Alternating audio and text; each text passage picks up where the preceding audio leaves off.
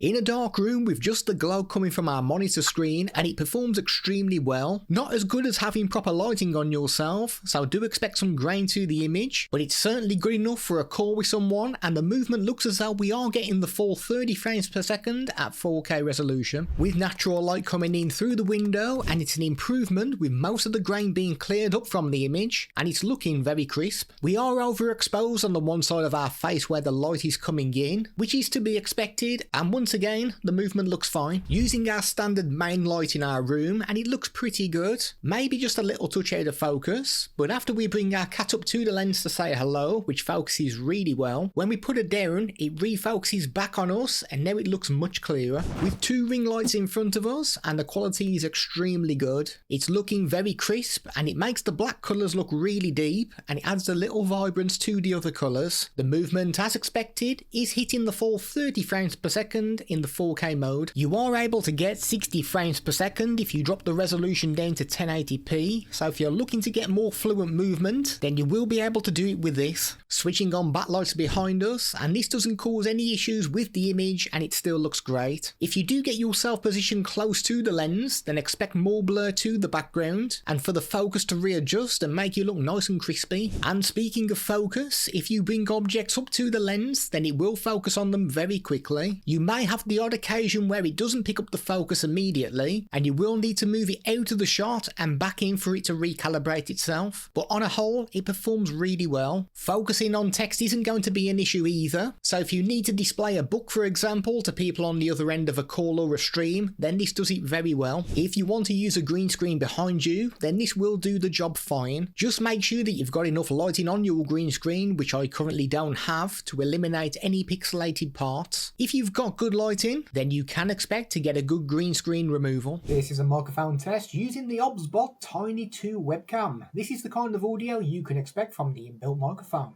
Holding your hand up in a high five position, and this will enable tracking. I played around with this for a while and it's been outstanding. I moved around my room at different speeds and I just couldn't get it to stop tracking me. I tried pushing this even further by leaving the room for a few seconds and coming back in, and you know what? It carried on tracking, which I really didn't expect it to do. The software allows you to toggle between standard and motion tracking. The motion seems to track quicker, but at the expense of the smoothness of the motion, but it does perform amazingly well. There's additional options too, like just tracking your upper body, close up. You can even do a headless track or just track the lower part of your body. Again, this performed extremely well. Tracking of your hands is possible too, and this wasn't too bad, and it does seem to track. Bringing up your other hand tends to get a little confused to which one it should be looking at, but on the whole it wasn't terrible, and it would be pretty good to showcase something in your hand. You can fine tune the tracking positions for this, but it's going to be trial and error to tweak it to your own environment. And just the L shape without moving up and down makes the OBSBOT zoom in, and this either zooms all the way in or all the way out with no in between. But the Tiny 2 does come with a dynamic zoom option where you can do the L shape with both hands and pull inwards and outwards to control the zoom, and you can stop it wherever you want.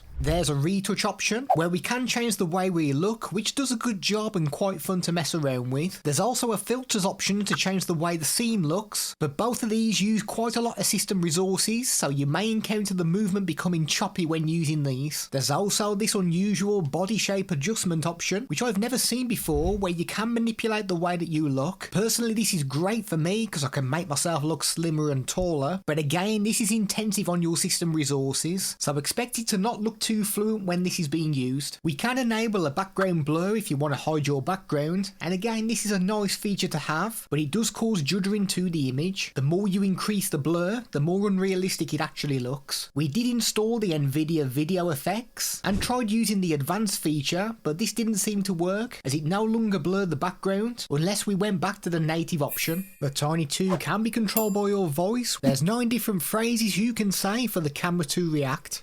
Track me.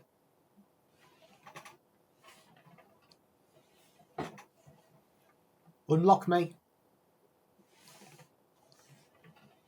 Desk view mode is available where if the camera is mounted onto a screen, then it can point downwards at your desk. It takes a few seconds for it to focus on an object when you bring it closer to the lens, but it does get there with very good image quality. If you're trying to display objects on your desk without bringing them close, then this will work great. We can set preset positions too, which allow us to set points in the room, so at the click of a button you can switch between these. You are limited to 3 safe positions, and it is a little jerky when it moves from one to another, and these positions can also be controlled by your voice.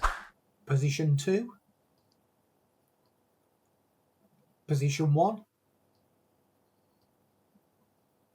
A whiteboard option is available in the software, and this does the job, so we've got no complaint about this feature. It's also worth mentioning that if the Tiny 2 can't find the whiteboard, then it finds the next best thing, which it thinks may possibly be that whiteboard. HDR can be enabled with it working in 4K on the Tiny 2. Options like shutter speed and ISO can be manually configured if needed, as well as the usual suspects like white balance, contrast and so on. So customising the image to look how you want shouldn't be an issue within the software. When using the OBSBOT software, we noticed that when using the 4K resolution, the previews seem quite choppy, and it doesn't look as though we're getting the 30 frames per second. I checked Task Manager compared to my Insta360 link, and the OBSBOT was using over 3 times the RAM and around 4 times as much CPU. Switching this to 1080p made things look so much better, and it looks as though we are hitting those higher frame rates. We did see a reduction in the resources needed, but still much more than the Insta360 requires.